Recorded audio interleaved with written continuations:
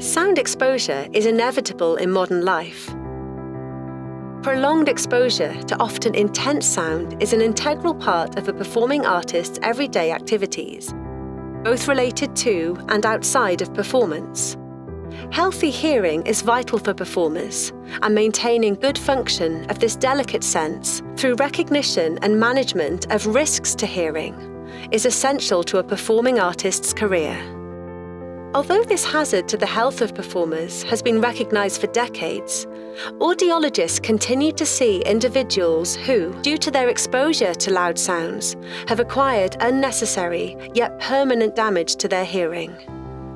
Consequently, and following years of research and much empirical evidence, the British Association for Performing Arts Medicine and Healthy Conservatoires have collaborated to produce good practice guidelines for hearing conservation that offer a genuine improvement on how the hearing and auditory health of those who work and perform in vibrant acoustic environments can be conserved. Performing arts organisations can use these guidelines to design, operate and monitor hearing conservation programmes within the spaces where their artists practice, teach and perform. Educational institutions and teachers can use them to ensure that their students are learning in safe environments. And individual artists can use them to assess their own practice and take an active role in protecting their hearing. The guidelines comprise 6 steps: assessing risk, reducing sound, protecting hearing, monitoring auditory health, informing and educating, and monitoring ongoing hearing conservation programs. Full and appropriate risk assessments must be undertaken. All types of sound exposure should be considered, including that experienced not only in practice, rehearsal, and performance time, but also in day-to-day activities such as listening to music and commuting. Risk can be assessed by measuring both sound levels and the length of exposure. If sound levels pose a risk to health, protection is best achieved by reducing the sound at source. While this is not always possible in performing arts contexts, there is much that individuals and organisations can do. This includes healthy practice and rehearsal habits that consider the length and intensity of practice, as well as monitoring and potentially limiting the time spent rehearsing loud pieces.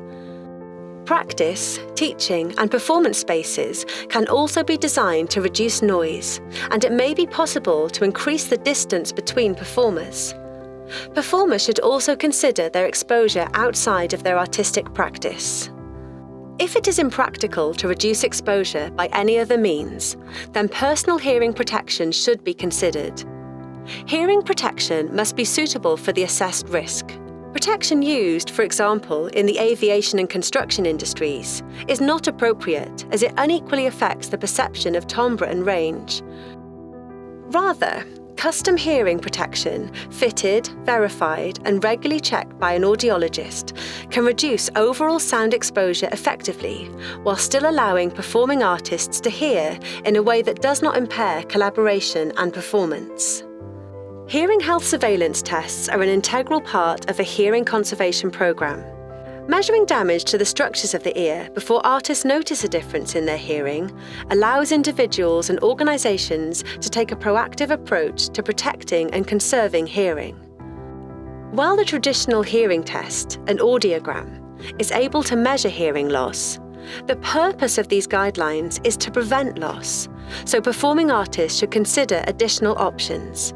For instance, a fast, objective and non-invasive test called otoacoustic emissions can detect early signs of damage so that action can be taken to better protect against long-term injury. Instruction and education for all members of arts organisations and educational institutions should be available to ensure that steps for hearing conservation are understood and implemented effectively. Programmes should be monitored and audited to ensure that they work and are cost-effective. These recommendations are appropriate for all performing artists and can be employed by organisations to support the development of their own healthy hearing policies. While implementation of any one of these steps can be helpful, An effective programme of hearing protection requires the meaningful integration of all six for a complete and cohesive health conservation scheme. When implemented together, individuals and organisations can play their role both in changing behaviours and in preventing hearing loss, ensuring that performers can make the most of this critical sense across long and healthy careers.